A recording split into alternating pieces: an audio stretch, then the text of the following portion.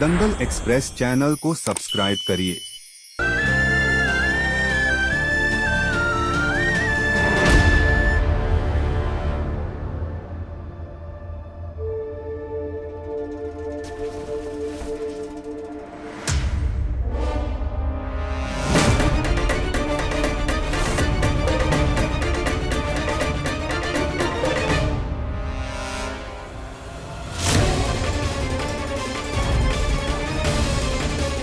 Doctor बाबू कहाँ चले गए? डॉक्टर बाबू, डॉक्टर बाबू आप गुसल खाने में है क्या?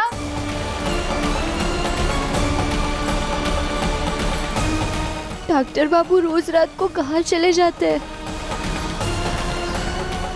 बाहर जाकर देखते हैं, शायद बाहर गए होंगे। ये इतनी रात को सब लोग कहाँ चले गए? कोई अपने कमरे में कहीं नहीं।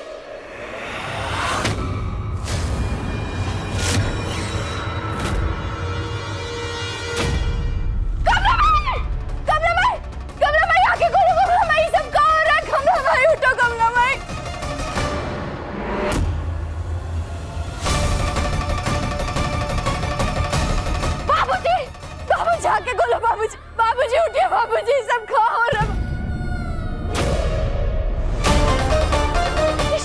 ईशान देवर जी उठिए, सब खा हो गया आप सभी लोगों को। ये बोले ना डॉक्टर बाबू ठीक है ना, मुका है।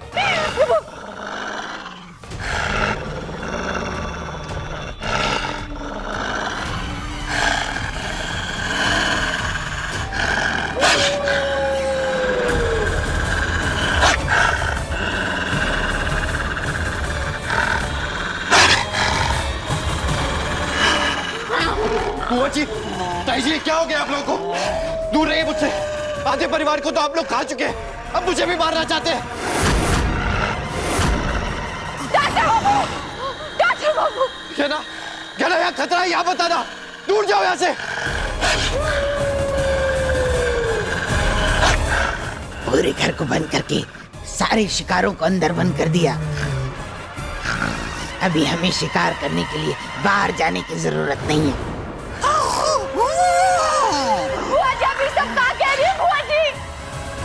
अब आएगा खाने में मजा, जब तेरे पति को मार के खाएंगे तब इसका स्वाद आएगा। नहीं ताई जी, आपको खाना ना हमें खा लीजिए, हमें शिकार बना लीजिए अपना, लेकिन डॉक्टर बाबू को छोड़ दीजिए। इसके बाद तुमको ही खाएंगे। दूर चली जाओ यहाँ से।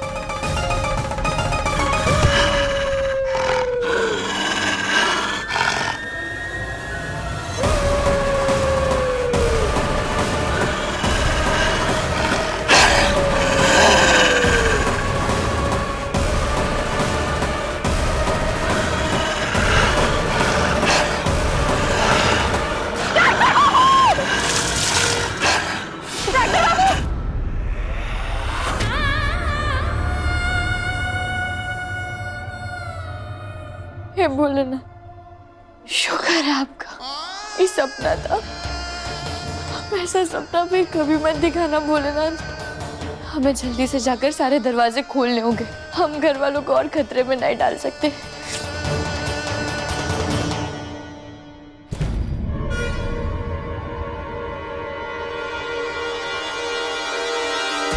डॉक्टर बाबू कहाँ चले गए? डॉक्टर बाबू, डॉक्टर बाबू, हमारा सपना सच तो नहीं हो जाएगा? नहीं।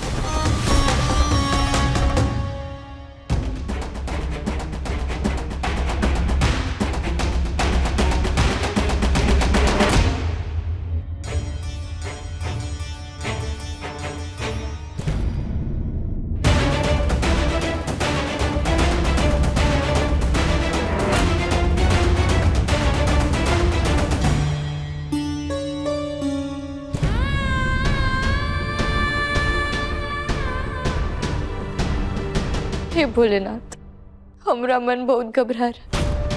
बुआ जी और चकोरी ताई जी ने भेड़िए का रूप लेकर डॉक्टर बाबू पे हमला तो नहीं। हमें डॉक्टर बाबू को ढूंढने से पहले बुआ जी और चकोरी ताई जी को ढूंढना चाहिए।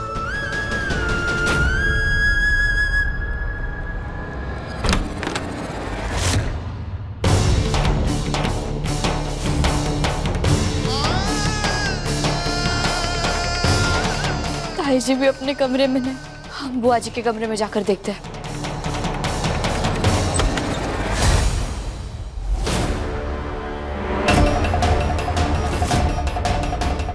बुआ जी, हे भोलेनाथ, बुआ जी भी अपने कमरे में नहीं है। चकोरी ताई जी और बुआ जी दोनों ही अपने कमरे में नहीं है। ये क्या हो रहा है?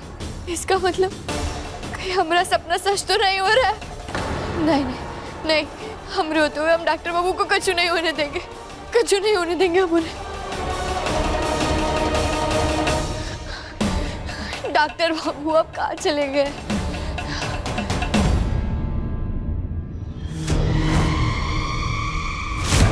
वो परछाई किसकी है? कौन है वहाँ? डॉक्टर बाबू, क्या आप है वहाँ पे? डॉक्टर बाबू,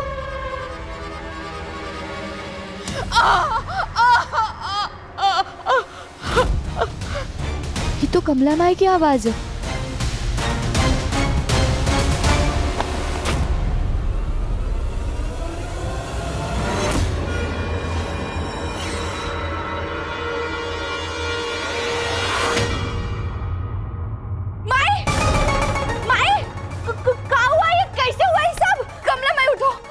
आंखें खोलो कमला माई, ये सब क्या हुआ? कमला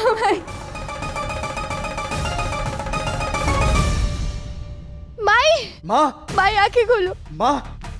डॉक्टर बाबू, आप कहाँ चले गए थे? हम आपको पूरे घर में ढूंढ रहे थे। मैं किचन में था, माँ की आवाज सुनकर भाग गया। ये सब कैसे हो गया? क्या हुआ है माँ को? हमें भी नहीं पता, हम भी कमला माई की चिल्लाने की आवाज सुनकर यहाँ आए। कोई और था क्या यहाँ पे? हाँ, बाबूजी थे यहाँ पे इनके साथ।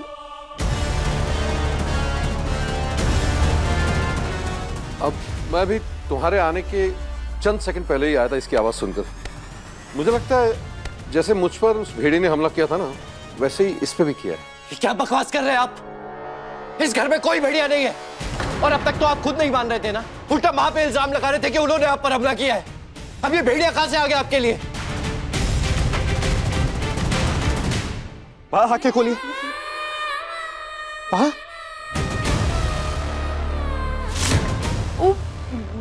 बेल्ट हुआ कैसे पड़ा है?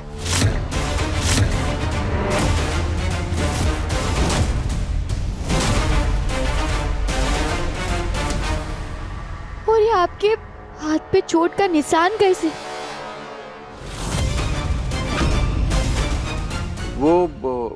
वो बेल्ट तो ऐसे कपड़े निकालते वक्त गिर गया होगा, मैं वही रखने जा रहा था और पता नहीं चोट मुझे कैसे लगी।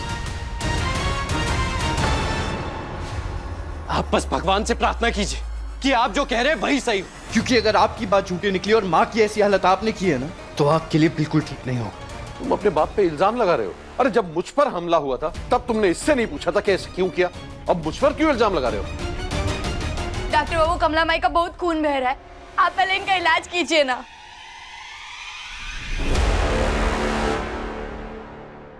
कमला माई, दूर रहिए मेरी बात से।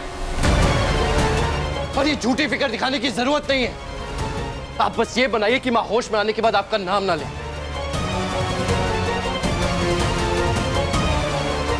तब तक मुझे मेरी माँ का इलाज करने दीजिए। कमला माई आंखें खोलो। कमला माई, कमला माई,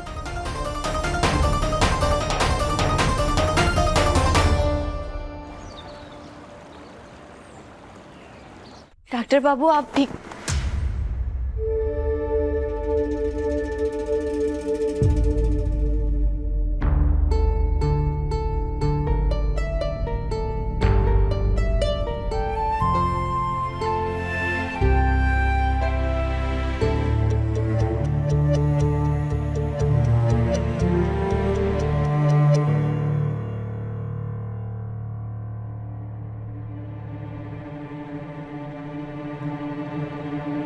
पहले वो भेड़िए ने बाबूजी पर हमला किया, फिर डॉक्टर बाबू को जंगल ले गया और अब कमला माई पर भी हमला किया।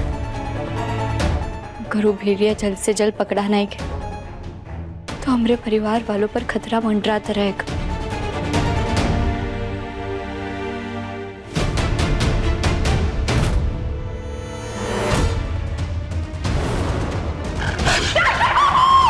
हमें और देर नहीं करनी चाहिए। हमें जल्द से जल्द सारे दरवाजे खोलने होंगे और पता लगाना होगा कि भेड़िया कौन है। हम डॉक्टर बाबू को कुछ नहीं होने दे सकते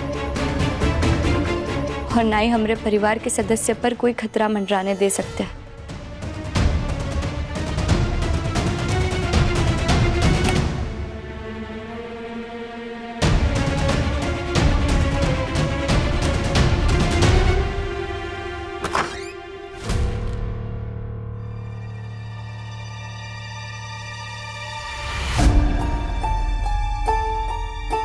अब हमें हमारी जांच पड़ताल शुरू करनी होगी ताकि हम पता लगा पाए कि ताईजी और बुआजी दोनों में से भेड़िया कौन है।